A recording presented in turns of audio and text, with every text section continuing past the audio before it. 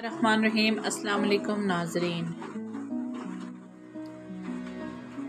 پیدائش سے قبل دیکھ بھال۔ بچے کی نقل و حرکت عام طور پر ایک حاملہ خاتون سے 24 ہفتے بعد اپنے بچے کی نقل و حرکت محسوس کرنے لگتی ہے۔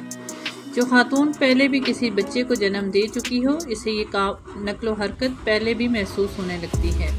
جیسے جیسے بچہ بڑا ہوتا ہے، بچے کا ہلنا جلنا زیادہ واضح اور معمول ہونے لگتا ہے۔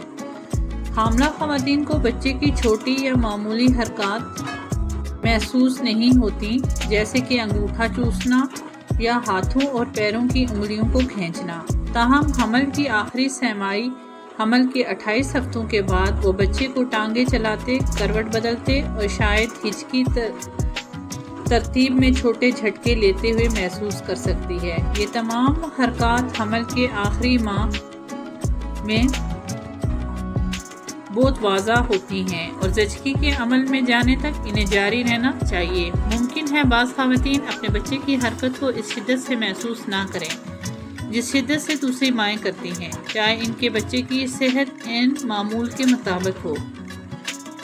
کیا حاملہ خواتین کو اپنے بچے کی ٹانگیں چلانے کو گننا چاہیے؟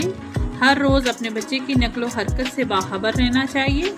اچھی عادات ہے، تاہم ان حرکات کا تحریری ریکارڈ رکھنے کی ضرورت نہیں ہے۔ پیدائش سے پہلے بچے کو سونے اور جاگنے کے معاملات نومولود بچے جیسے ہی ہوتے ہیں۔ تمام صحت مند بچے تھوڑی تھوڑی دیر کے لیے خاموش رہتے ہیں یا سوتے ہیں، اور یہ دورانیہ 90 منٹ یا اس سے کم ہوتا ہے۔ آپ کو لیٹے یا بیٹھے ہوئے بچے کی حرکات سب سے زیادہ محسوس ہوتی ہیں، جبکہ کھڑے، چلتے یا کام میں مصروفیات کے دوران یہ حرکات اس قدر محسوس نہیں ہوتی۔ یاد رکھیں، اگر آپ حمل کے 24ویں ہفتے تک بچے کی نقل و حرکت محسوس نہ کریں تو پھر ڈاکٹر سے رابطہ کریں۔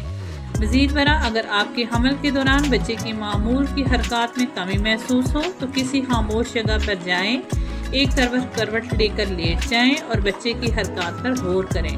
اگر آپ کو 2 گھنٹوں میں 10 سے کم مرتبہ بچے کی حرکات محسوس ہوں تو فوری معائنے کے لیے ڈاکٹر یا ہسپتال سے رابطہ کریں۔ تو ناظرین، آج کی ویڈیو آپ کو کیسی لگی کمنٹ سیکشن میں بتائیے گا۔ ملتے ہیں اپنی نیکسٹ ویڈیو میں، تب تک کے لیے اللہ حافظ۔